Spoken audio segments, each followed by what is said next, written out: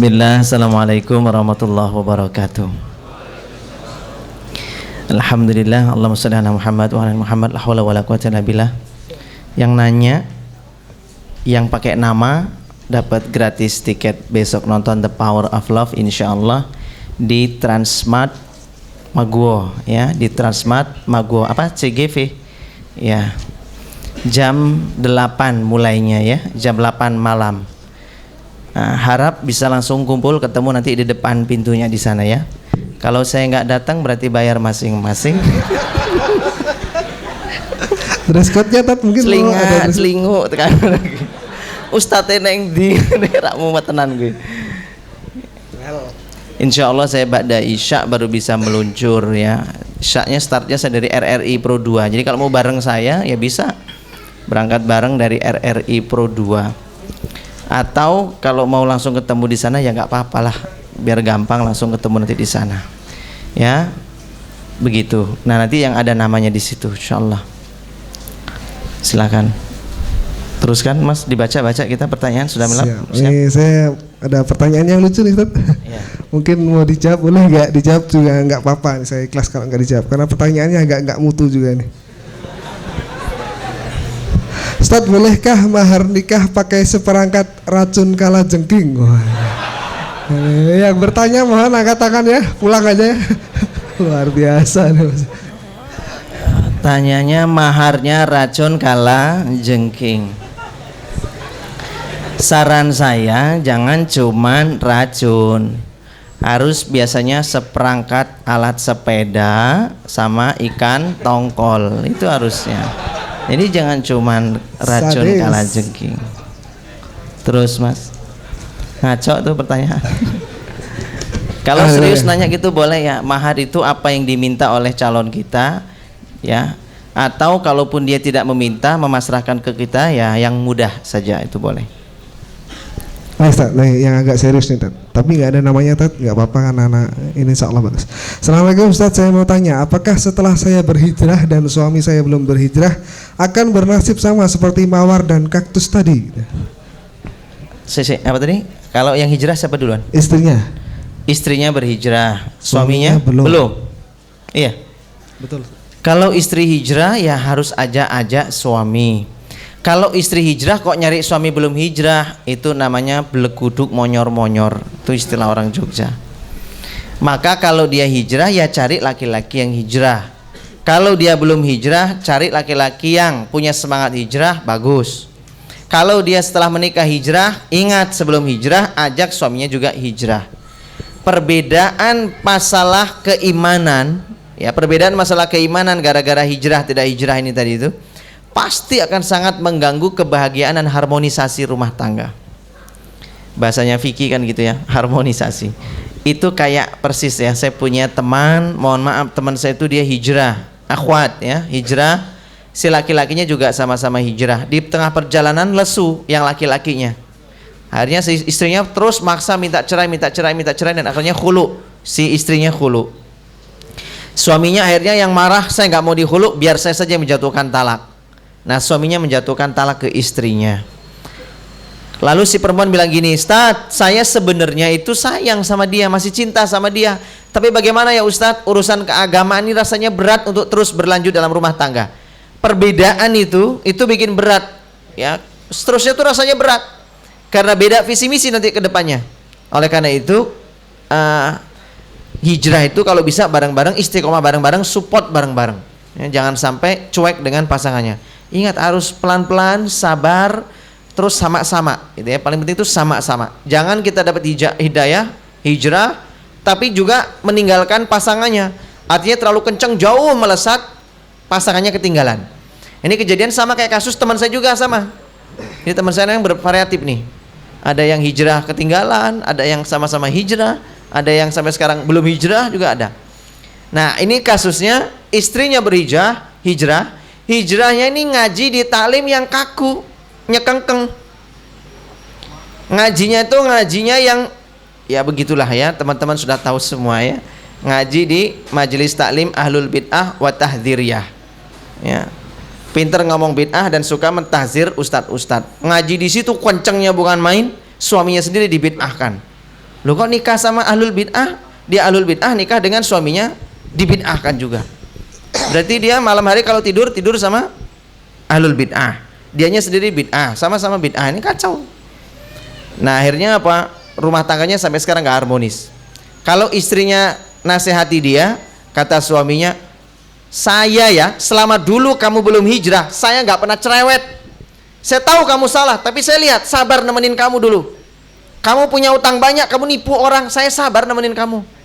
Tapi sekarang giliran kamu hijrah, sombong kamu ya, kata suaminya. Sombong kamu.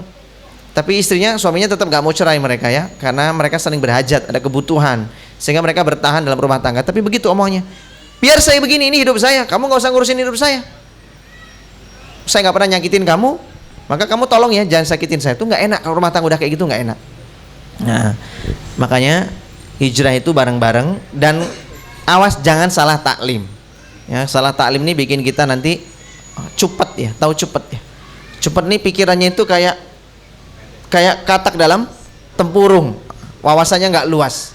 Yang dikenal ustadznya cuma itu doang ya, padahal ustadz itu banyak. Nah itulah repot kalau begitu. Bahkan dia kenalnya mazhab paling cuma 4, dari 4 sama dia disortir tinggal 1 lagi mazhab. Ini repot lagi, padahal mazhab itu ada lebih dari 60 mazhab. Mazhab itu cuman yang paling umum di Indonesia cuma ada berapa? 4. Padahal mazhab itu banyak.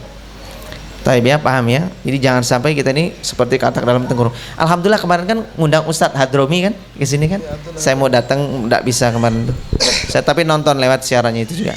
Saya senang sekali beliau menyampaikan begitu tuh, saya senang sekali. TOP lah pokoknya beliau ini. Terusin Mas. Ya baik. Ini yang ada namanya nih Ustaz. Dari Mbak Siska, dia harusnya cewek kalau namanya Siska. Nggak mungkin Mas ya. Ada Mas Siska tuh ya ada. Ada juga. Baik, ini ada 2 pertanyaan, tapi yang satu sama dengan pertanyaan yang lain. Jadi nanti saya bacakan yang lain.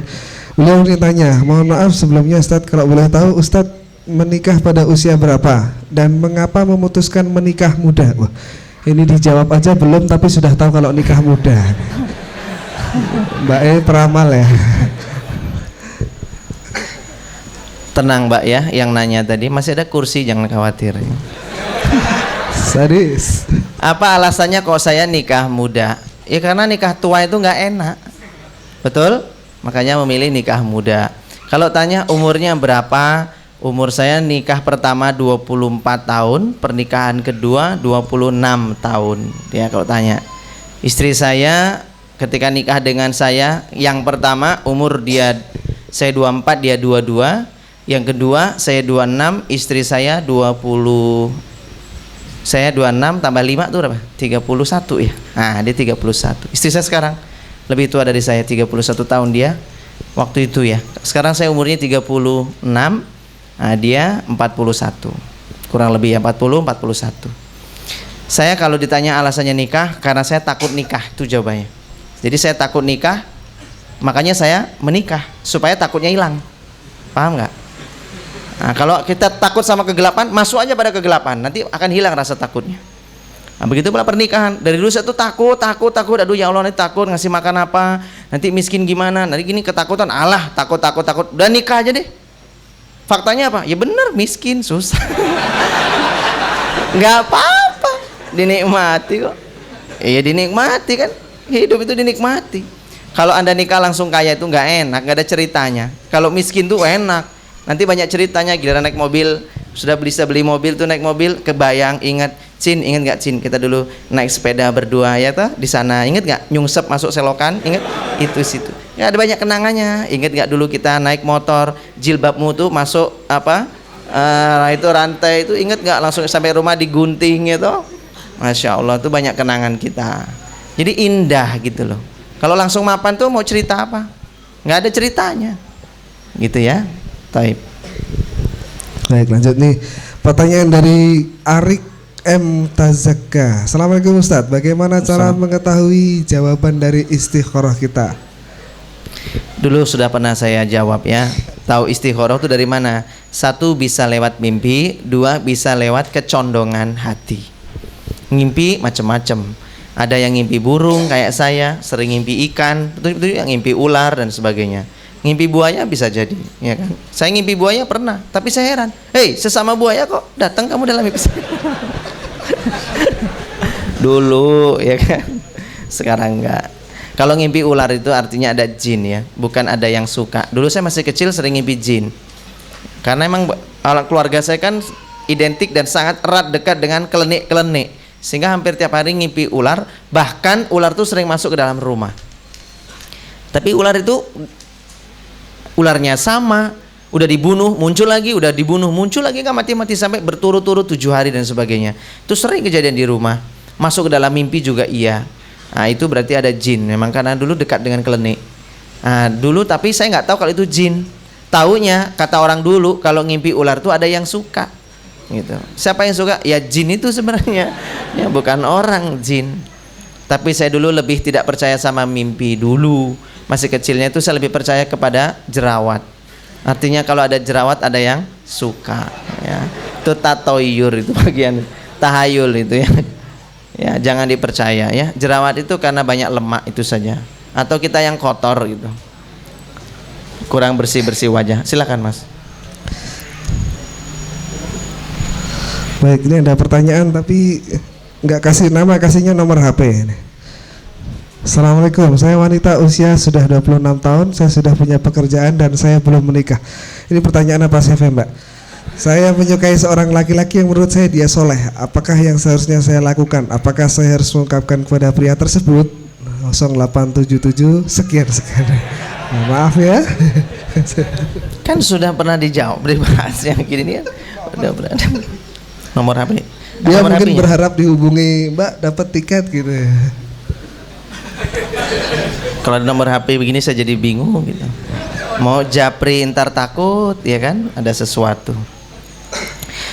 Intinya kalau suka dengan seorang, sudah lihat dari jauh dia soleh, ya sudah, Mbak si ini tadi, si fulanah ini, si mawar ini tadi ini, maka hendaklah si mawar ini carilah seorang laki-laki yang bisa menjadi, atau seorang teman perempuan yang bisa menjadi penghubungnya ya, mak comblangnya.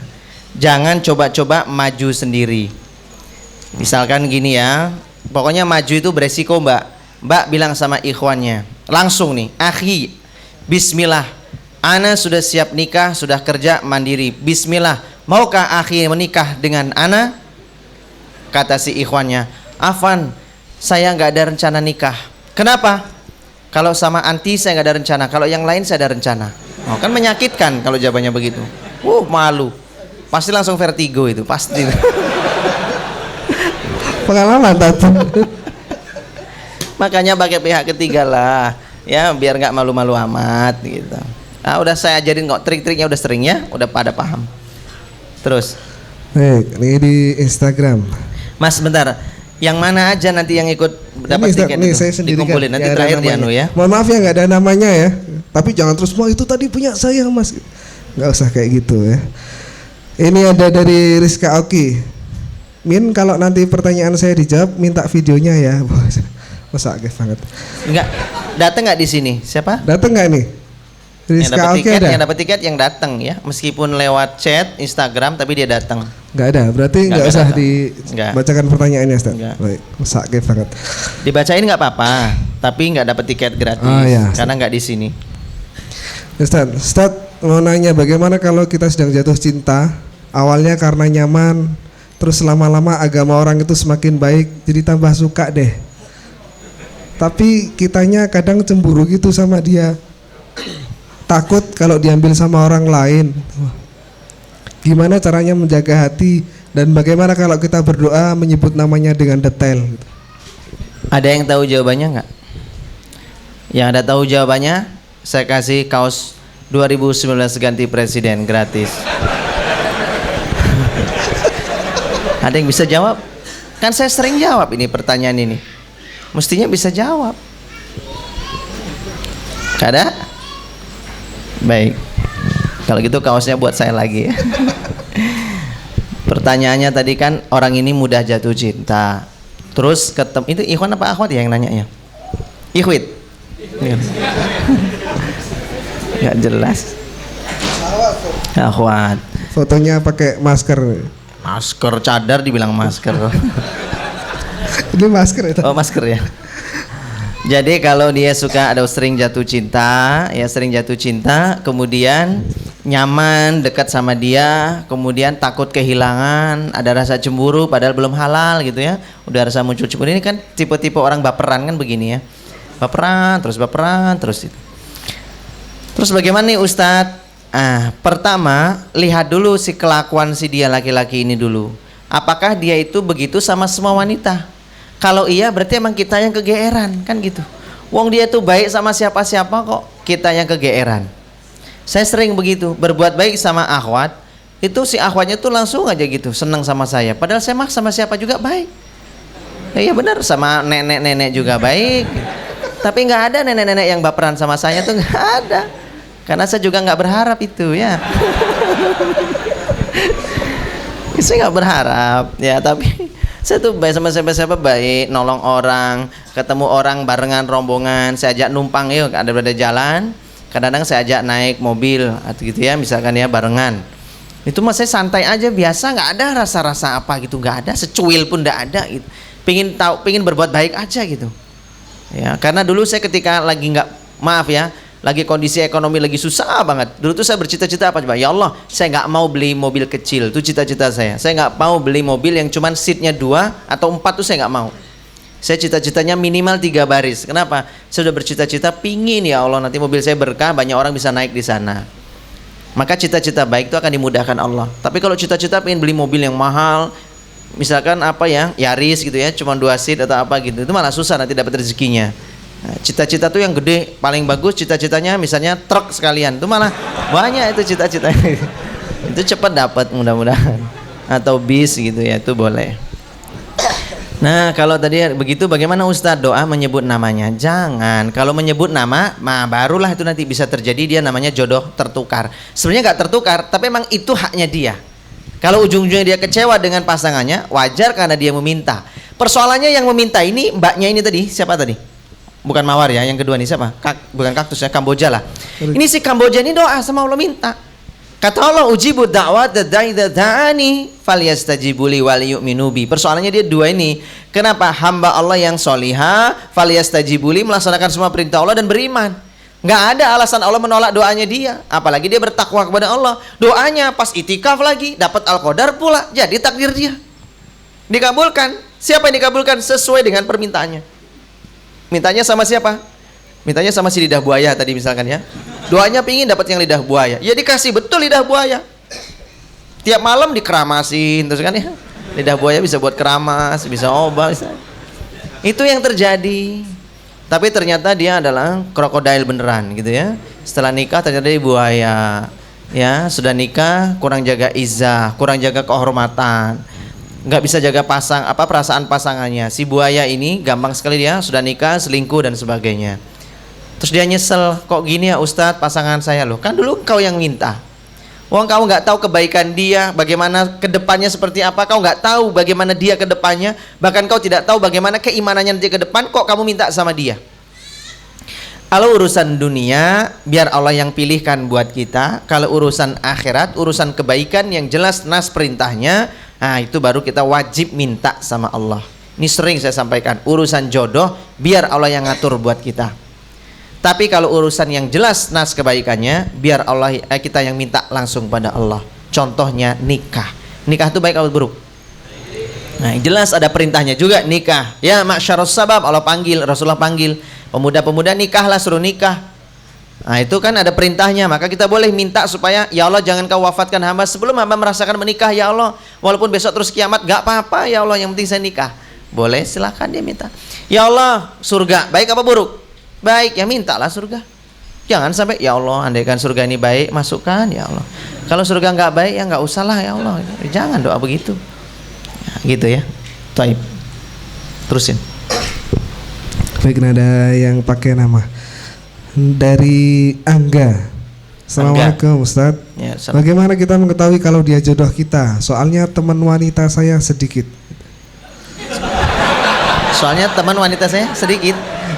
Bagaimana kita mengetahui dia jodoh kita? Soalnya mungkin dia ini Tat, mungkin mau tanya lewat temennya gitu Ustaz. Ya.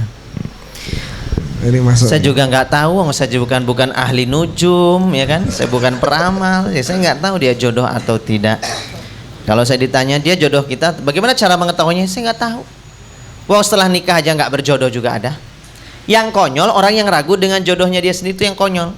Bayangkan ya, ada akhwat tuh udah nikah, baru selesai akad, paginya akad, sorenya langsung SMS saya, Ustadz, alhamdulillah tadi saya sudah nikah pagi tadi. Oh alhamdulillah barokallah ya mbak. Terus gimana nih? Ini Ustadz saya mau nanya Ustadz, apa? Kira-kira dia tuh jodoh saya bukan ya Ustadz? Ya Allah, udah akad masih ragu jodoh saya atau bukan, kan parah itu namanya. Stres betul deh. Saking ragunya gitu, kok bisa?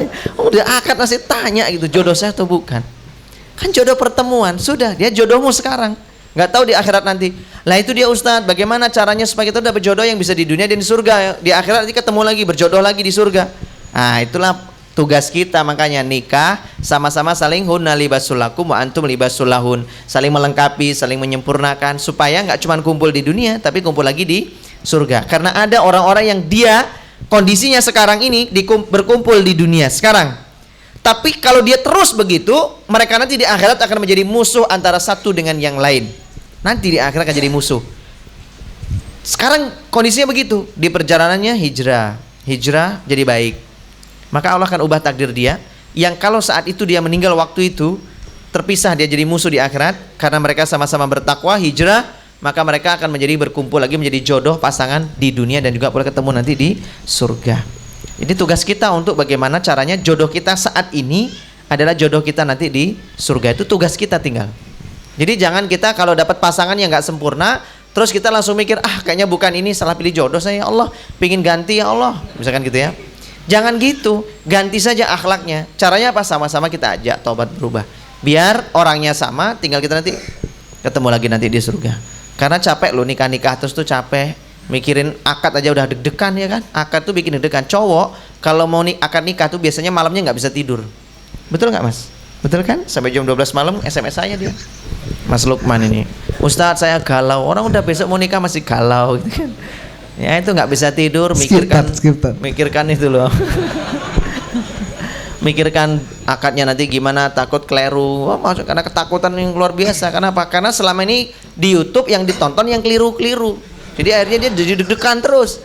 Coba yang ditonton yang sukses-sukses, dia akan semangat. Gara-gara yang ditonton yang keliru-keliru jadi takut, jangan-jangan menimpa saya. Saya pernah gitu kan ngelihat yang macam-macam. Kayaknya saya nggak curhat gitu. Nah, iya. Ditambah-tambahin nih. Padunya ya. Akad nikahan begitu.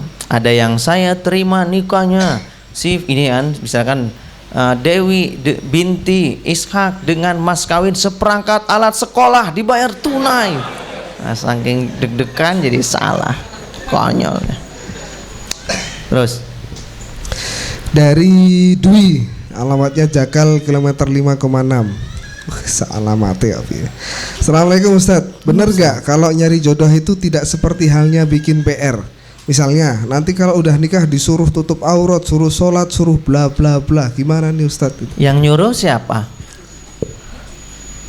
Itu kan yang nyuruh Allah. Nikah tidak nikah juga tetap disuruh. Sholat itu kan gak harus nunggu nikah. Puasa gak harus nunggu nikah. Baca Quran gak harus nunggu nikah. Amal soleh gak harus nunggu nikah. Jomblo itu pun harus dihiasi dengan amal soleh. Mumpung masih jomblo masih gampang mudah. Kalau udah nikah malah susah. Ya, jadi kalau tadi dia berpikir bahwa nanti disuruh-suruh gini dan sebagainya, salah. Bahkan sejak kita sebelum nikah harus sudah begitu soleh supaya dapat yang soleh pula. Makanya ada istilah mendidik anak itu sejak mencari pasangan, bukan sejak dalam kandungan. Ya, mendidik anak itu sejak memilih jodohnya, itu sejak milih pasangan. Makanya soleh dulu sebelum menikah, gitu Mas. Baik, ini dari Imro'atul Mamnu'ah. Ya. Ustadz, saya mau bertanya, saya sholat istikharah dan malamnya saya bermimpi bertemu dengan seorang akhwat. Pertanyaannya, apakah dalam mimpi itu jodoh kita? Kui wae takoni. Kayak aku kayak ahli primbon gitu ya. Iya, pertanyaannya tuh ya jangan sifatnya ngeramal gitu loh. Ya kalau ngimpi dengan seorang akhwat bisa jadi maksud Allah, cobalah gitu ya. Cobalah dengan si akhwat itu. Ustadz, saya ditolak Ustadz. Terus mimpi saya itu maksudnya apa? Ya maksudnya biar kamu ngerasain ditolak. Itu loh maksudnya itu. Kan bisa jadi. Iya, biar kamu belajar sabar, belajar syukur, husnuzon sama Allah. Tiap-tiap peristiwa takdir yang Allah berikan ke kita itu karena Allah sedang ngajak kita menyelesaikan tugas-tugas kuliah kita. Kuliah apa? Kuliah kehidupan di dunia. Jadi kayak gagal nikah, gagal ta'aruf, sempit rezeki, utang banyak, difitnah ini itu, semua itu adalah kuliah dari Allah. Kita lulus apa enggak nilainya? Kalau enggak lulus dapat nilai E, nilai D, ya pasti semester depan ngulang. Nah, itulah nasibnya orang-orang yang enggak berubah-berubah. Orang yang selalu berada dalam takdir yang buruk tapi enggak bisa lepas dari takdir itu. Kenapa? Enggak lulus kuliah. Mungkin mata kuliah tawakal dia nggak lulus, mata kuliah sabar dia nggak lulus, mata kuliah syukurnya dia nggak lulus. Makanya diperpanjang 1 semester lagi dipanjang. Makanya ada yang jomblo terus diperpanjang, terus kan nggak lulus. Saya sampai pusing loh. Sampai sekarang saya tuh sering dijapri akhwat. Tapi saya terbuka, istri saya terbuka. Istri saya tahu kalau saya nggak pernah sama istri tuh nggak pernah namanya itu secret-secretan masalah HP ya. Walaupun saya ada password, tapi istri saya tahu passwordnya apa. Nggak pernah yang namanya sembunyi-sembunyi. Ada akhwat-akhwat tuh yang seorang akhwat nih yang bolak-balik japri tiap hari. Japrinya simpel. Ustadz, jodohku mana? Gila nih tenan ya. Lagi gitu lagi. Besoknya gitu lagi. Ustadz, jodoh belum kelihatan gitu lagi. Ustadz, aku capek. Terus aku kon ngopo? Ngon mijeti ngono apa piye? Pusing aku. Itu karena senang. Mbak tahu nggak kenapa jodohnya nggak datang-datang? Kenapa ya Ustadz? Karena Mbak WA saya terus. Kenapa? Karena Mbak japri saya. Coba japri Allah. Nah itu kayak judulnya siapa? Ustadz Hanan Ataki kan gitu. Itu loh. Maksudnya tuh gitu. Punya masalah tuh yang dijapri itu Allah. Jangan Ustadz, jangan orang. Allah dulu. Keluh kesahnya ke Allah. Kalau ke manusia jangan berkeluh kesah, nggak boleh. Keluh kesahnya ke Allah boleh, tapi ke manusia nggak boleh. Nah, kalau ke manusia minta saran silahkan. Ke Allah silahkan mengadu, minta apa segala macam. Ingat nggak dulu kisah Nabi Ayub alaihissalam diuji dengan penyakitnya, hartanya habis, anaknya meninggal. Pernah saya ceritakan di sini pula. Kenapa penyakitnya salah satunya disembuhkan oleh Allah? Dia mengeluhnya beda. Mengeluhnya, ya Allah, sakit ini membuat saya tidak bisa beribadah lagi kepadamu. Ya Allah, sakit ini sudah tidak bisa lagi membuat aku mudah beribadah kepadamu. Padahal sebelumnya Nabi Ayub ini ridho dengan sakitnya dan tidak mau minta kesembuhan. Kenapa? Malu karena selama ini sehatnya lebih lama daripada sakitnya yang baru beberapa saat. 20 tahun dia sehat, sakit baru berapa bulan. Istrinya minta supaya sembuh. Nah, maka Nabi Ayub nggak mau. Biar Nabi Ayub mah terus dia. 20 tahun maksudnya sejak menikah. Ya. Kemudian apa? Ya dia sabar saja, nggak apa-apa. Aku malu, kata Nabi Ayub. Malu kepada Allah, minta kesembuhan. Sementara nikmat telah terlalu banyak Allah berikan kepadaku. Dinikmati itu sampai sakitnya makin parah. Sakit kulitnya makin nemen, nggak bisa beribadah. Baru minta sama Allah, ya Allah, sesungguhnya sakitku menghalangi aku beribadah kepadamu. Nah kalau sudah itu doanya, mengeluhnya itu langsung disembuhkan oleh Allah. Fastajabna lahu. Langsung kami kabulkan, langsung kami sembuhkan, kami ijabah doanya tanpa pakai lama. Karena pakai kalimat bahasanya fa ya, bukan wastajabna atau sumastajabna, tapi fastajabna. Artinya cepat, langsung, kata Allah, kan begitu. Nah, begitu pula teman-teman yang jomblo ingin dapat jodoh, minta, ya Allah, Engkau tahu, ya Allah, kejombloan saya ini membuat saya banyak maksiatnya. Ya Allah, saya ingin lebih bertakwa kepadamu, ya Allah, ingin segera menikah supaya lebih banyak beribadah, ya Allah. Malaikat mendengar. Apa kata malaikat? Gombal.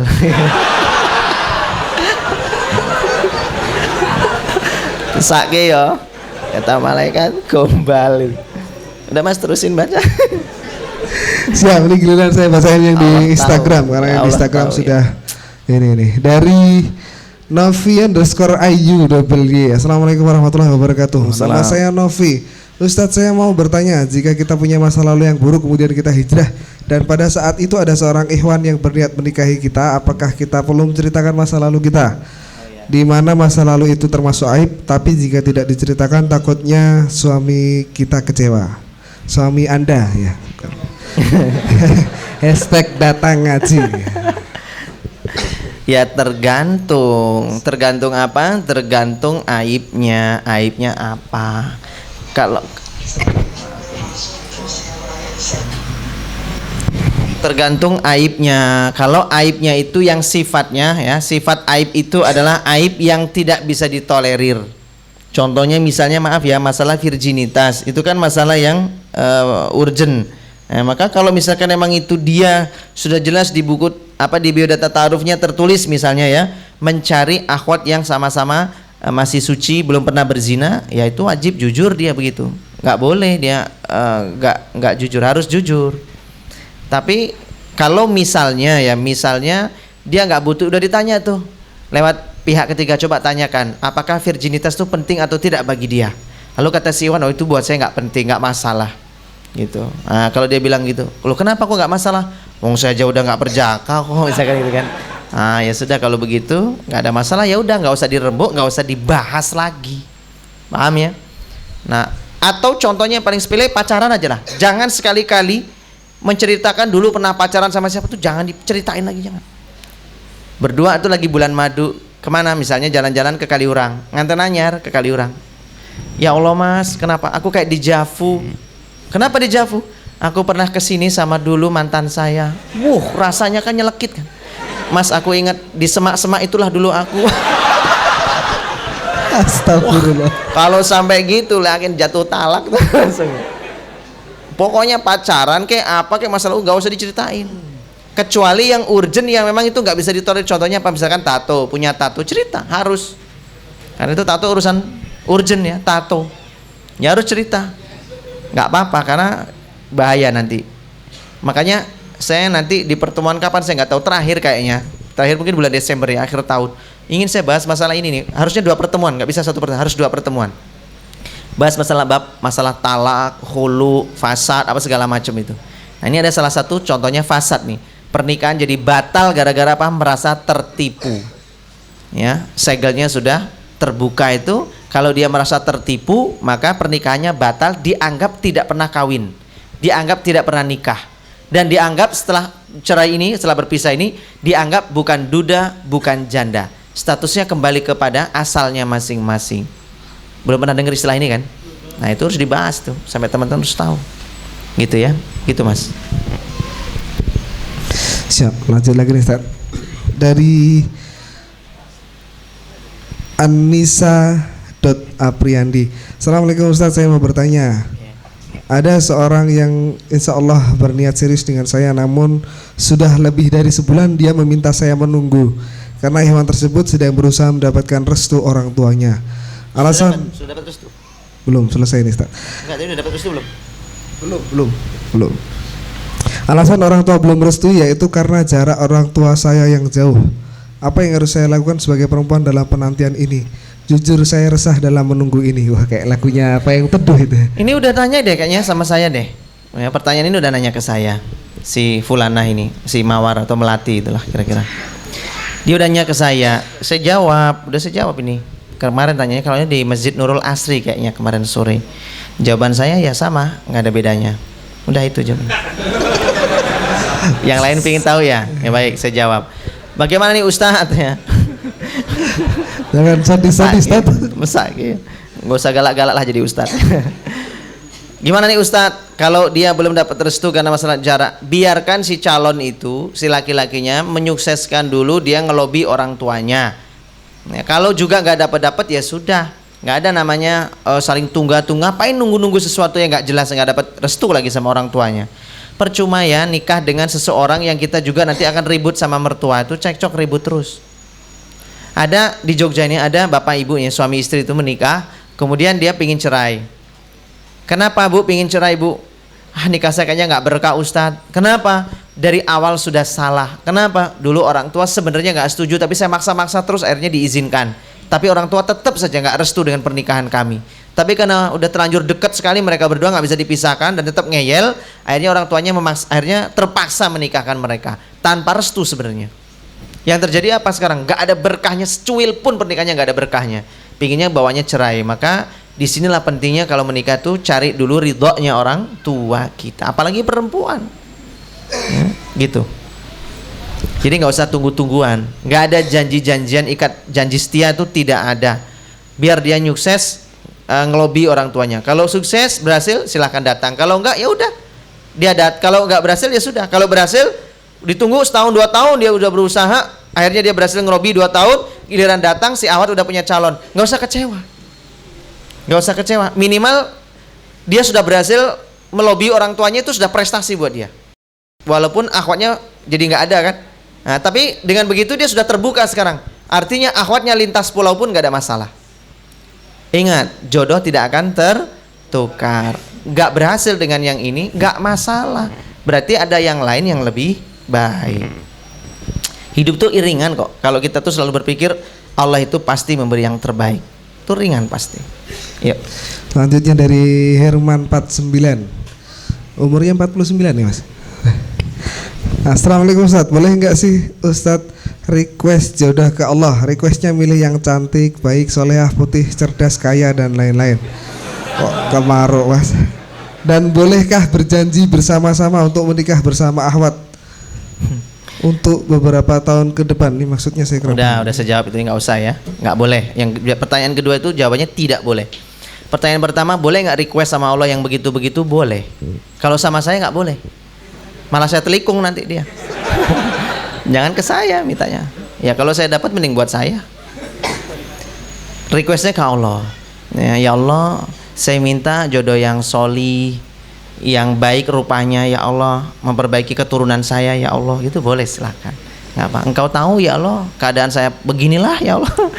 Ya saya pengen dapat yang lebih baik dari saya, silakan minta, boleh. Ya Allah pengen dapat jodoh yang putih ya Allah, boleh, silakan. Karena dia kebetulan hitam, tapi tolong jangan sampai ya Allah anak saya belang-belang ya Allah gitu. Karena kombinasi hitam dan putih. Boleh nggak ada masalah. Cuman yang disunahkan adalah mencari yang solih dan solihah, baik agamanya, baik untuk kehidupan kita dunia akhirat. Fokusnya di situ ya. Kadang-kadang ini saya tambahkan sedikit. Doa tuh minta yang ganteng, yang solih, yang mapan, putih, wah sterek, pokoknya perfect. Giliran udah nikah, perempuannya susah sendiri dia. Kenapa? Ya gimana enggak lah, dapat suami kerennya kayak gitu, perfectnya, kan pasti muncul apa? Takut kehilangan, posesif, akhirnya cemburuan, stres sendiri dia, pasti stres sendiri. Setelah sedikit suaminya dicurigai, buka HP, SMS-an, mungkin ada orang nagih hutang, dia nggak kepingin istrinya tahu, dirahasiain, langsung curiga, dikiranya selingkuh, pokoknya serba cemburuan. Ada perempuan nyapa, mari mas, cemburuan, cemburuan, wah stres dia akhirnya perempuan ini. Karena apa? Terlalu ganteng, terlalu soleh, terlalu mapan dan sebagainya. Kesalahan dia juga apa? Punya suami oke, dipamer-pamerin lah di mana? Di Instagram, di Facebook, di mana-mana di medsos. Fotonya sama suaminya terus pengen nunjukin ke teman-temannya. Nih loh suamiku, cakep kan, keren kan, dipamer-pamerin. Dampaknya apa? Gara-gara dipamerin, adalah janda-janda yang suka sama suaminya ini. Gitu kok marah, salah siapa di situ mamer-mamerin suaminya? Giliran suaminya disenangi wanita lain, ya ada akhwat lain yang mungkin jomblo yang memang pingin sama dia, senang sama dia, atau ada janda-janda yang tertarik, ya udah biarkan. Gitu kok disalahin. Salah siapa mamer-mamerin suaminya? Oleh karena itu jangan suka dipamer-pamerin. Ya, kalau ada kekurangannya ya sudah nggak apa-apa. Justru kekurangan pasangan kita itu membuat kita tidak sombong. Tapi ingat, jangan fokus dengan kekurangan karena akan menutup segala kebaikannya. Ingat-ingat ya. Jangan fokus dengan kekurangan karena akan bisa menutup semua kebaikannya. Teruskan Mas Lukman. Dari Alfi atau Hivi, ini mohon maaf tulisannya agak jelek ya. Assalamualaikum Ustadz, mau tanya. Saya berempat saudara, saya anak pertama, terus adik saya yang pertama perempuan sudah nikah dan sekarang sudah punya anak. Pertanyaan saya, apakah benar kalau dilangkai itu jodohnya sulit? Yang karena dia mikir sulit, makanya jadi sulit. Ana indadzani abdi bi. Karena sesuai dengan persangkaan hambaku lah. Kalau dia dilangkai terus merasa jodohnya sulit, ya akan jadi sulit. Tapi kalau dia berpikir nggak apa-apa kok dilangkai, wong memang dia udah dapatnya jodohnya duluan buat adik kita, ya sudah santai saja. Nah, tinggal dia terus ikhtiar positive thinking. Teman-teman, ini saya kasih kunci-kunci ya, clue-clue supaya kita nanti besarnya itu jadi orang sukses ya. Saya kasih clue. Modal-modalnya orang sukses itu apa? Satu, pokoknya selalu positive thinking, baik dalam bisnis, terhadap takdir dia ke depan, terhadap jodohnya, semuanya pokoknya positive thinking. Gak ada orang sukses itu negatif thinking tuh, gak ada. Ingat-ingat ya. Yang kedua, dia selalu menanamkan tekad bulat, punya impian besar. Tidak pernah namanya dia tuh hidup ngikuti jalannya saja, gak pernah. Dia itu kalau hidup tuh selalu pakai impian dan selalu punya impian besar. Tuh orang besar tuh selalu begitu, orang sukses tuh begitu. Teman-teman kalau sekarang nih hidup tuh cuman hidup aja gitu, nggak punya impian ke depannya mau gimana, mau jadi apa, mau ngapain, itu susah jadi orang sukses. Orang sukses itu selalu positive thinking dan selalu thinkingnya tuh big thinking, selalu punya pikiran besar terus begitu. Ya, maka dia akan jadi orang besar. Pikiran besar menjadikan dia jadi orang besar. Ingat nggak Rasulullah? Pemuda yang di zamannya hidup Abu Bakar, hidup Utsman, hidup Abdurrahman bin Auf dan yang lain, yang sama-sama baiknya di zaman waktu itu. Ya, artinya sama-sama lurus. Kayak Abu Bakar kan sama-sama lurus. Syaitan, iblis ketika ditanya Rasulullah, "Ya iblis, apa pendapatmu tentang Abu Bakar?" Maka jawab iblis, "Dia, Abu Bakar itu membuat aku putus asa. Sebelum turunnya Islam aku sudah tidak bisa menggoda, apalagi setelah dia masuk Islam. Tambah susah saya menggoda dia." Artinya kesolehan dia itu sudah ada sebelum turunnya Islam. Itu Abu Bakar. Pertanyaannya, kenapa yang dipilih menjadi Rasul akhir zaman, menjadi orang terbesar ini Muhammad? Tahu alasannya kenapa? Karena dia pergi ke gua. Pikirannya lebih besar daripada usia teman-temannya, lebih besar daripada teman-temannya yang seusia. Di gua Hira itu apa yang dia pikirkan? Umat. Betul nggak? Di gua dia merenung tentang kok ada riba, kok ada jahiliyah, kok ada pembunuhan, kok ada perbudakan. Semua kepikiran terus tentang dia. Selalu mikirkan umat. Pikirannya besar untuk mengubah umat ini. Maka Allah percaya dengan orang yang berpikir besar diberi amanah besar. Kalau yang kita pikirkan cuma untuk kita, ya sudah Allah cukupkan hanya untuk dia saja. Maka teman-teman mulai sekarang berpikirlah umat. Pasti nanti akan umat itu kesedot kepada diri kita. Mereka akan mendatangi kita karena kita mikirkan umat. Ingat ya, Rasulullah itu besar, salah satunya selain memang itu sudah menjadi skenario Allah, dia di zamannya, di seusianya orang-orang sebaya dengan dia layak orang pertama yang memikirkan umat. Ya, berpikir besar. Gitu Mas. Terus. Baik. Dari Rika Anggreni. Assalamualaikum Ustaz, saya mau tanya. Misal ada seorang ikhwan yang berniat melamar saya lihat dia sholatnya nggak pernah bolong. Dia sering menghubungi saya lewat SMS dan telepon, tidak pernah saya respon sejak awal karena memang tidak tertarik.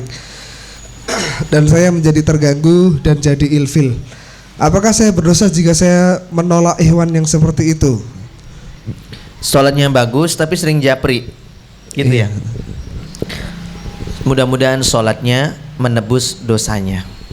Untung dia sholat, sehingga dia dosanya cuman japri terus. Kalau dia nggak sholat, mungkin dosanya lebih parah lagi. Bukan cuman japri, nekani, teko, datang nggak cuman japri, datang, kirim videonya dia. Assalamualaikum ukhti, kirim video dia sendiri. Lebih parah lagi. Bisa jadi. Setiap kali dia posting akhwatnya, pasti dia yang duluan komentar. Tidak pernah dia tidak komentar, selalu komentar di bawahnya, selalu komentar. Risih kan? Risih. Untung dia sholat. Kalau nggak sholat lebih parah lagi. Boleh menolak dia, boleh, tapi harus tegas. Sampaikan sejak awal. Jangan sampai alasannya, "Afwan akhi, antum tuh apa sih maunya? Kok japri terus?" Kata si ikhwannya, "Saya kepingin ukhti menjadi istri saya, pasangan saya, bidadari saya surga nantinya." Ya udah, kalau di surga mah nanti. Sekarang kan masih di dunia, nggak usah dulu ya. Tegas nyampaikannya ya. Kalau itu bukan tegas ya, nyelekit kalau itu ya. Maaf akhi, tegas. Maaf akhi, saya tidak ada sedikit pun tidak ada sedikit pun perasaan dan hasrat ingin menikah dengan antum. Afwan, dengan yang lain saja. Bukan karena antum soleh dan sebagainya, bukan. Tetapi memang saya nggak punya hasrat untuk ta'aruf dengan antum. Jadi jangan jawab afwan akhi, antum terlalu baik buat saya. Itu jawaban paling menyebalkan itu. Antum terlalu baik buat saya. Ada akhwat lain yang lebih baik dari saya. Itu jawaban paling gedek saya kalau gitu ya.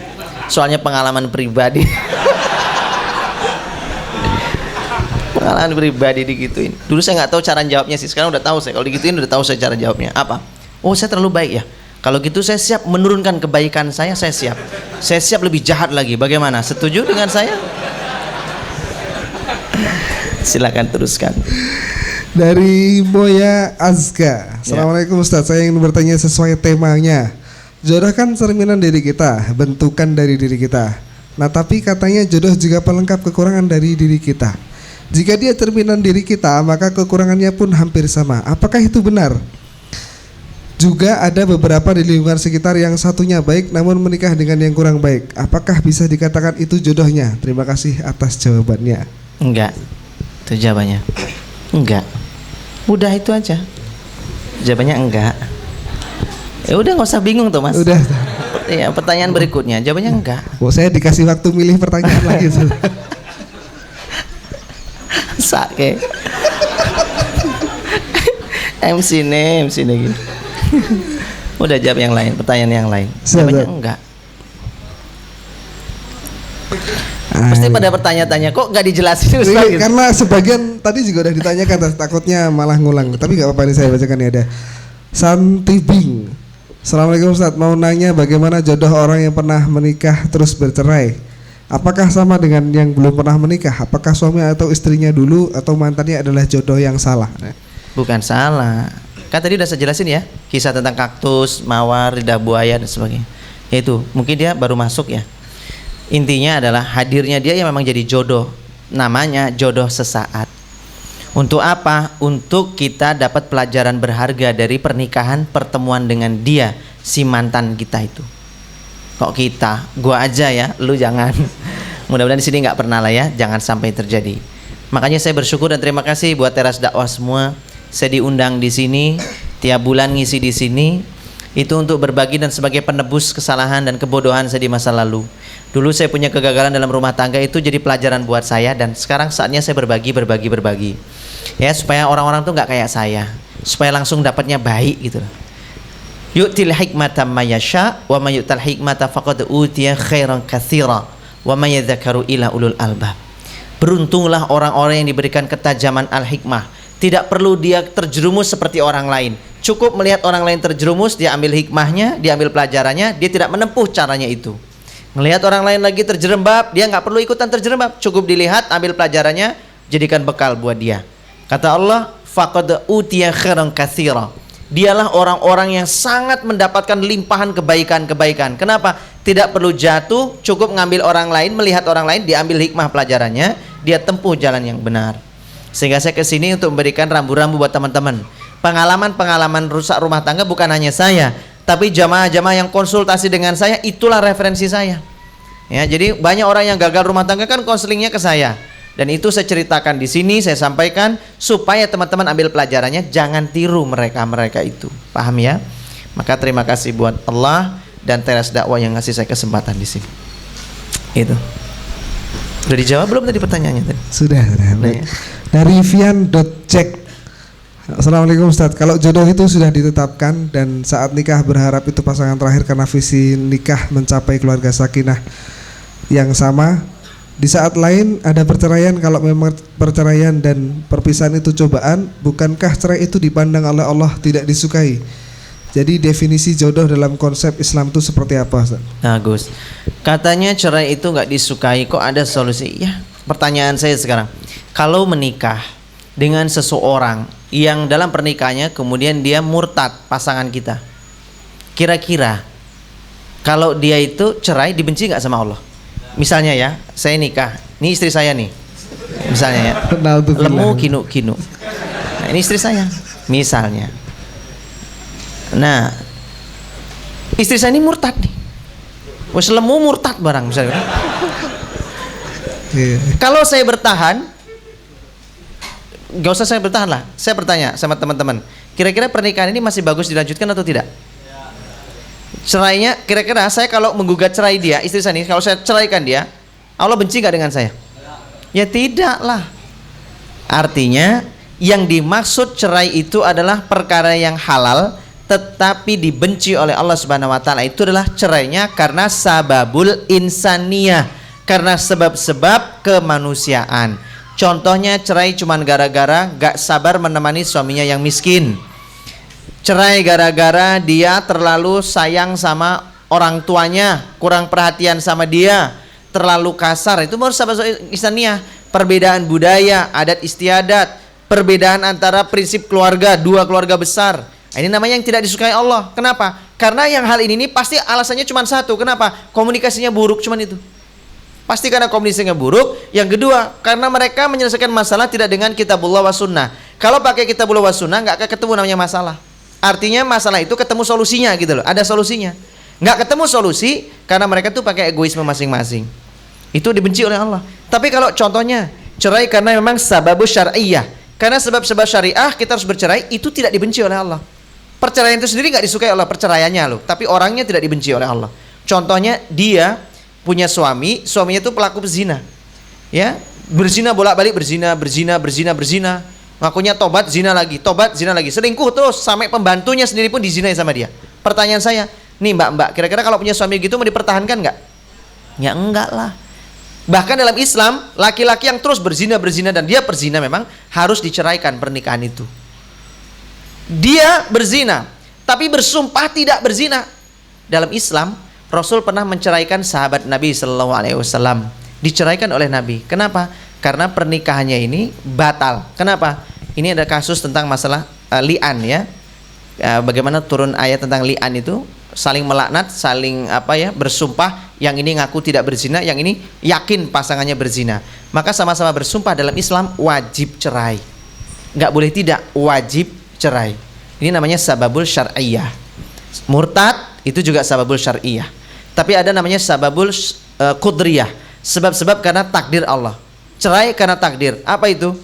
Punya pasangan ini, istri tadi meninggal dunia misalnya. Maka meninggalnya dia ini, istri ini, kan otomatis disebut dengan cerai. Di aktenya nanti muncul namanya tulisannya cerai mati. Nah, gitu. Nggak dibenci. Yang dibenci adalah karena sababul insaniyah, karena kebodohan dia, manusia. Makanya perlu taklim rumah tangga, ini penting sekali. Gitu. Ustaz, pertanyaan tertulis tapi nggak ada namanya. Assalamualaikum Ustaz, saya sedang menyukai seorang laki-laki, tapi sepertinya dia tidak menyukai saya. Kalau kami bertemu, dia selalu menanyakan teman saya, bukan nanyain saya. Sakit banget. Geram si Ustadz, yang ditanya selalu orang lain. Gimana caranya biar saya kalau ketemu dia biasa-biasa saja, dan cara agar saya tidak berlarut dalam perasaan yang tidak halal ini. Udah tahu nggak halal tapi biar nggak berlarut-larut, sukseskanlah dia dengan teman kita tadi. Iya, kan yang ditanyain temennya terus gitu. Kenapa antum suka ya sama temanku ya? Tak comblangin po gimana? Gitu aja. Berlapang dada. Seperti Salman Al-Farisi dengan siapa? Abu Darda. Ya begitu. Berlapang dada saja. Sudah, nggak apa-apa. Antum mau nih nggak apa-apa. Walaupun setelah ditaarufkan ya kan, setelah terus pulang, dia sebagai pihak ketiganya, nggak apa-apa. Dia menemani, menyukseskan sekalian. Walaupun dalam hatinya ya Allah, ya Allah, ya Allah, mudah-mudahan gagal taruh. Jahat itu ya. Jangan doa supaya dia gagal taruh, tapi ya Allah, sukseskan mereka ya Allah. Betul-betul ini akan kujadikan sebagai pengalaman keikhlasan. Belajar ridho dengan takdir Allah. Wih, subhanallah, luar biasa. Belajar ikhlas juga nih. Kenapa? Melakukan ini semata-mata karena Allah, bukan karena ingin mencoba menelikung lagi. Tidak. Tapi memang karena Allah, betul.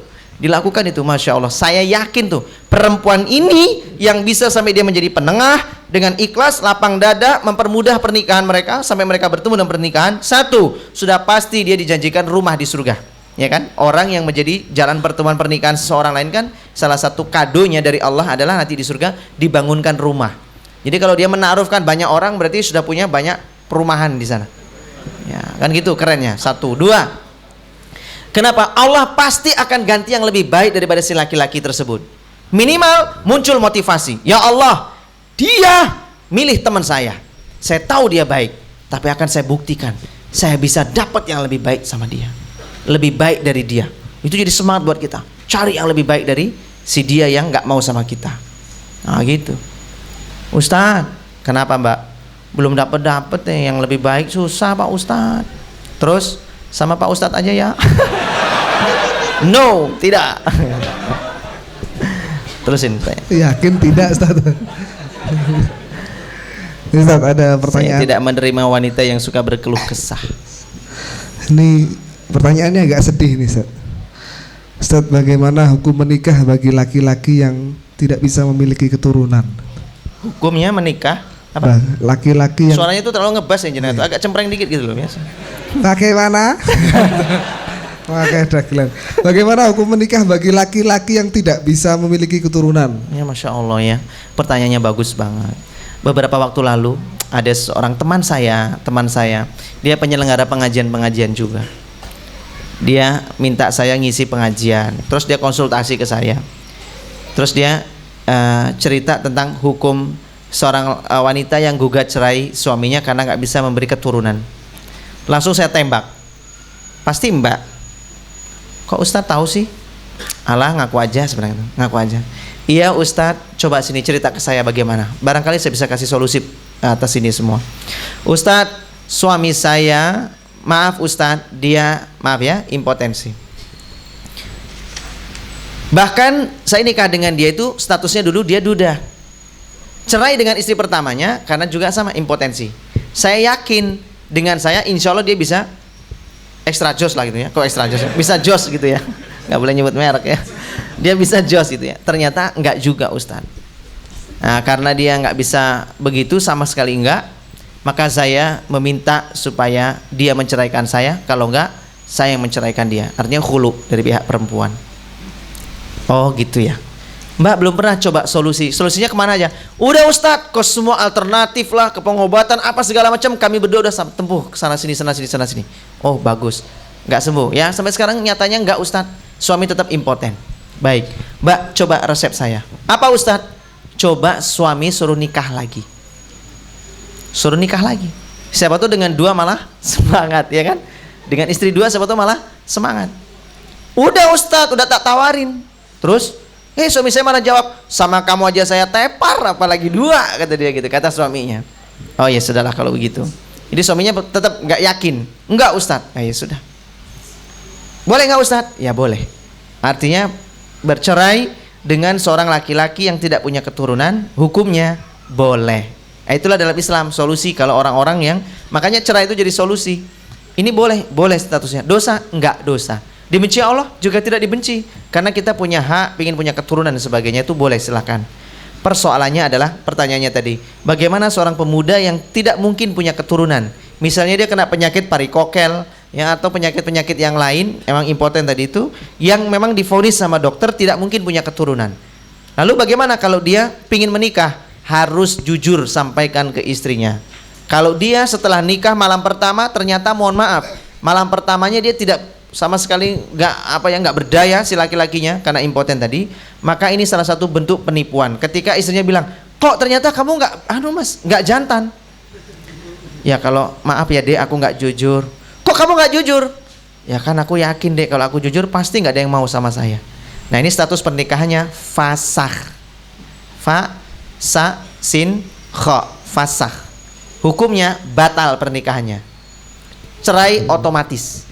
Cerainya otomatis, nggak perlu suami jatuhkan talak, istri nggak perlu khulu, yang saya sebut tadi di awal. Statusnya tidak ada duda, tidak ada janda. Harta mahar wajib dikembalikan, istri kembalikan mahar. Kalau nikah udah kasih harta dikembalikan semua, kembali seperti sendiri-sendiri lagi. Statusnya begitu. Nah ini namanya fasakh, batal pernikahannya. Terus bagaimana Ustadz? Jujur saja, walau nggak punya keturunan, jujur. Kalau gini saya nggak dapat istri dong Ustadz. Bisa. Dengan siapa Ustadz? Menikahlah dengan janda-janda yang sudah punya keturunan, yang sudah tidak berharap keturunan lagi. Tapi kan dia kalau janda-janda kan mungkin juga butuh biologis Ustadz. Ya kalau gitu cari janda-janda yang sudah tidak punya hasrat biologis. Siapa Ustadz? Siapa lagi kalau bukan nenek-nenek. jawaban itu menyakitkan saya Pak Ustadz? Baik, supaya tidak menyakitkan, perlu muhasabah. Kenapa kok dibuat impoten? Mungkin karena sudah tidak amanah dulunya ya, dengan kemaluan. Nunduk dia. Begitulah Pak Ustadz. Nah, dulu diapain kemaluannya? Maaf Ustadz, kebanyakan onani, kebanyakan masturbasi. Dicabut nikmatnya, dia impoten. Sudah selesai urusan dia, nggak laku-laku dia nikah. Atau dulu pernah berzina dulu, nggak ditobat-tobatin. Itu yang terjadi ini. Ini saya cerita, ini jamaah loh ya. Ini jamaah saya yang begitu, saya ceritain ini. Dulunya begitu-begitu. Ini sudah cah Bantul lagi ya. Mohon maaf ya, Bantul kan, Bantunen lan tulungono. Dia minta bantuan, minta pertolongan terus gitu. Gimana Ustadz? Ya begitu terjadi dia. Bertaubatlah dari dosa-dosa itu supaya tidak diambil nikmat itu dicabut. Nauzubillahimin dzalik. Gitu Mas. 2 pertanyaan terakhir Ustaz, sebelum ditutup. Ini ada yang dari email juga, tapi saya bacakan dari Instagram. Dari Leni Cabrona. Assalamualaikum. Saya awal bulan Mei ini tunangan. Selamat ya Mbak ya. Dan menikah bulan November. Cuman tahu-tahu calon saya ngilang, dan waktu saya samperin dia bilang kalau dia belum siap deket-deketin karena dia mau memperbaiki diri, dan dia bilang kalaupun berjodoh akan langsung melamar. Loh, tadi sudah lamaran katanya. Tunangan. Tunangan nggak ada syariat dalam Islam. Ini dia Instagram ya, live ya. Dalam Islam tidak ada tunangan, ikatan janji setia itu nggak ada ya. Seperti disebut Allah dalam surat Al-Baqarah ayat 235, posisi ayat sebelah kanan, kalau nggak sebelah kiri, kalau nggak di atas, kalau nggak di bawah. Nah itu dia. Pasti ketemu nanti. Luar biasa. Ini live loh Tat. Nah itu jawabannya. Jadi kalau dia tanya itu jawabannya. Jadi tidak ada yang namanya itu tunangan, janji setia tadi tidak ada. Yang ada adalah khidbah, lamar. Berarti yang laki-laki itu nggak salah kalau dia menghilang kemudian ingin memperbaiki diri, nggak masalah. Memang betul begitu. Terus bagaimana Ustadz? Ya harusnya laki-laki itu kasih keputusan tuh yang baik-baik. Bilang sama si calon istrinya tadi itu yang sudah terlanjur tunangan. Sebut saja namanya, misalnya perempuannya siapa lah. Gantilah yang lain ya. Sri gitu aja lah ya. Serigala. Sri gitu misalkan. Sri, maaf ya Sri, jujur demi Allah, saya sangat mengharap kepada Allah engkau jadi istriku. Tapi aku kan sekarang lagi bodoh, lagi banyak kekurangannya. Setelah ikut taklim kayaknya saya tuh masih jauh dari kesolehan. Saya takut rumah tangga saya nanti banyak masalahnya. Ayo kita sama-sama hijrah. Engkau bertobat, saya juga sama-sama taubat. Insya Allah kalau masalah nikah nanti November atau apa, bismillah, jangan sampai ada janji. Tunangan saya batalkan baik-baik. Artinya selama kita sama-sama hijrah, kalau engkau dapat yang lebih soleh dari saya, silahkan, nggak apa-apa, saya ikhlas. Kalaupun saya dapat yang lain yang lebih baik, ya silahkan. Tapi kalau kita nanti berjodoh pada waktunya, insya Allah kita akan berjodoh. Jangan khawatir, biasa saja lah. Saya itu bukan yang terbaik di sisimu, percayalah. Saya belum tentu ya. Saya belum tentu yang terbaik bagimu, belum tentu. Allah yang lebih tahu. Dan sekarang kita fokus memperbaiki diri. Bismillah, November itu keputusan dari saya apakah lanjut atau tidak. Tapi nggak ada ikatan di antara kita. Nah begitu. Jadi laki-laki itu ngomong yang tegas, ngomong yang jelas, terus baik-baik ngomongnya, gitu ya. Karena perempuan tuh nggak seneng digantung. Kan kasihan pas digantung gitu, misalkan tahu-tahu dia kecelakaan atau sakit meninggal dunia. Itu kan pasti arwahnya gentayangan. Karena kan gantung tadi nggak jelas.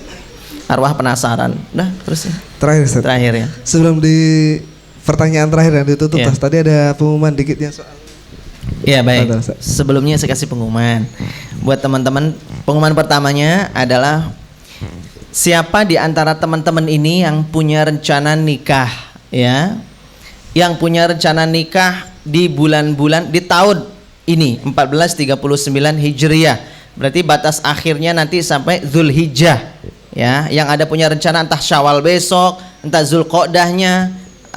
Pokoknya ada rencana nikah atau pas Ramadan nikah sekalian nggak apa-apa karena penghematan kalau pas nikah Ramadan. Nah, siapa yang punya rencana nikah antara Ramadan, Syawal, Zulqa'dah, Zulhijjah dan aktif di teras dakwah, pernah ikut kajian saya minimal 5 kali, maka insya Allah dari kamilah semuanya inilah, termasuk dari donatur juga memberikan hadiah sepasang cincin pernikahan. Nah itu dia buat ikhwan dan akhwat.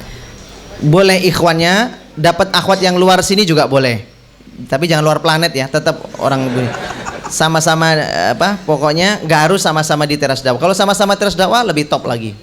Ya, tapi kalau misalnya dapat yang lain juga nggak masalah. Intinya pernah ikut kajian kuliah saya 5 kali, nggak harus berturut-turut. Pokoknya pernah ikut kuliah saya 5 kali. Kemudian punya rencana nikah Ramadan, Syawal, Zulqa'dah, Zulhijjah, antara itulah. Ada?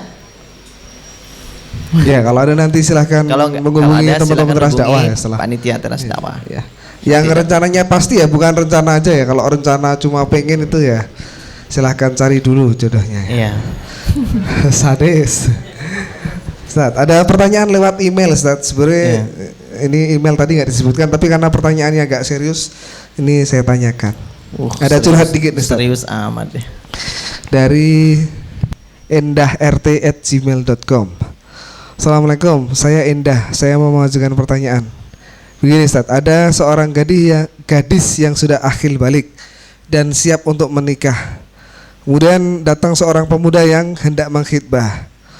Setelah niatan tersebut disampaikan ke ibu sang gadis, tengah malam ibu tersebut menceritakan pada gadis tersebut bahwa ternyata dia adalah anak angkat. Meskipun di akte kelahiran adalah tertera anak kandung. Lalu beliau juga menyampaikan hal tersebut kepada sang pemuda. Asal usul gadis ini terlahir dari seorang wanita yang mohon maaf dihamili oleh laki-laki. Kemudian ibu kandung gadis ini terpukul, kemudian menyerahkan bayi tersebut kepada pasangan suami istri yang tidak dikaruniai putra. Iya, silzina Ustaz. Waduh, tak sebut lagi. Mohon maaf ya Mbak kalau nonton di live. Dan meninggalkan secari surat yang tertera nama kandung sang ibu. Kemudian bagaimanakah proses saat akad nikah? Apakah harus melibatkan, apakah harus ganti akta kelahiran atau bagaimana? Pertanyaannya bagus. Untung tadi saya tanya masalah anak zina, karena itu penentu hukumnya. Kalau bukan anak zina, karena yang dia lahir karena memang pernikahan, harus dicari ayahnya. Kalau sudah meninggal dunia, cari keluarganya siapa dari jalur ayah sebagai wali. Karena dia anak zina, maka yang menikahkan siapa? Siapapun boleh. Paling bagus, bukan siapapun boleh ya. Yang utama yang menikahkan adalah wali hakimnya. Berarti siapa? Pihak penghulu. Ya, KUA, itu yang menikahkan, walinya. Jadi kalau dalam syariat Islam itu anak zina itu perwaliannya kepada pemerintah. Maksudnya sultan. Secara syariat Islam, penguasa. Itu yang menjadi wali. Siapa? Wali hakim. Ya, berarti di sini wali hakimnya siapa? KUA, penghulu. Nah, itu yang jadi walinya, yang menikahkan si perempuan itu. Bintinya bagaimana? Tidak ke ayahnya dulu zina. Bintinya adalah ke ibunya, kandungnya. Nah, jadi dia harus cari tahu siapa nama ibu kandungnya. Berarti misalnya Mawar binti Melati. Jadi nama ibu, bukan binti laki-lakinya misalkan lidah buaya. Tidak, pokoknya harus tadi itu siapa? Melati. Itu terus tadi. Jadi bintinya ke ibunya, seperti Isa bin Maryam, nggak punya ayah kan, jadi Isa bin Maryam. Si perempuan anak zina, baik laki ataupun perempuan, nasabnya tadi itu diwalikan ke ibunya. Pernikahannya diwalikan ke penguasa atau sultan, wali hakim. Begitu.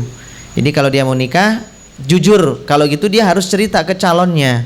Ya, ke calon suaminya harus diceritakan, nggak boleh ditutup-tutupi perkara ini. Ini kan kayak pertanyaan yang pertama tadi loh, masalah aib. Nah, kalau ini harus diceritakan. Kemudian nanti walinya ya tadi tuh, wali hakim karena zina. Gitu, Mas. Cukup ya? Mau di Baik, teman-teman semua dirahmati Allah, dicintai Allah Subhanahu wa taala. Itu yang bisa saya sampaikan di malam hari ini, dan jangan lupa yang kita ajak nonton siapa yang gratis tuh? Saya sih nggak tahu. Iya, siapa aja orang-orangnya? Saya sebutkan yang hadir di sini ya. Yang hadir.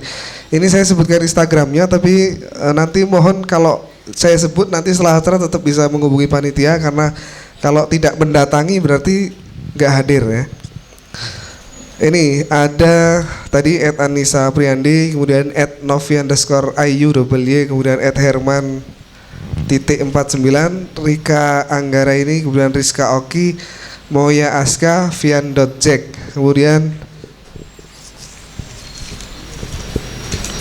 ini Hivi atau Alfi tadi yang tulisannya nggak jelas, nanti silahkan menghubungi. Kemudian Siska, kemudian ada Arik M. Tazaka, Angga, kemudian Imro'atul Mamnu'ah, kemudian tadi Dwi dari Jakal. Oke. Kemudian yang dapat door prize tadi yang sudah upload foto ya, ini tadi ada @jannatajri, kemudian @ardi_asyarif, kemudian @akdil.grosir.kaos.distro. Wah, tutulan nih gimana? Ya, wes. Seneng nama tak waca ke. Nanti silakan menghubungi Panitia. Kang Tama, mana Kang Tama tadi? Ya, itu yang bisa. Yang gelap itu orangnya nanti akan ke depan. Mas, yang disebut tadi ya, yang dapat tiket gratis nonton The Power of Love besok malam jam 8 ya. Kalau bisa sih jam 8 kurang seperempat sudah ada di sana di Transmart Maguwo. Tapi kita nggak tahu apakah sudah penuh atau belum, karena rencananya saya tiket baru saya carinya di siang harinya. Kalau udah penuh ya berarti nasib kita harus mungkin pindah di tempat lain. Ya, nah oleh karena itu harus punya nomor saya, catat nomor saya, konfirmasi ke saya. Mas Awan, gimana jadinya di mana nih kita? Gitu ya, pertanyaannya itu, jangan tanya yang lain. Mas Awan, ada akhwat nganggur nggak? Awas kalau tanya itu ya. Apa? Ada nomornya nggak? Nggak ada nomornya gimana saya Nggak ada tahu? nomornya nanti. Nah, iya makanya. Ya, Gimana? nanti mungkin sambil maju kemudian bisa kasih nomor ke admin Teras Dakwah. Nah, nanti. yang disebut nanti yang tadi silakan datang ke sini. Nanti ke sini ya, datang ke depan nanti silakan catat nomornya gitu ya. Kirim Betul, nomor gitu. betul. Ya, baik gitu. Nanti biar dibuatkan grup, informasinya lewat grup. Setelah nonton grup dibubarkan. Terima kasih. Assalamualaikum warahmatullahi wabarakatuh.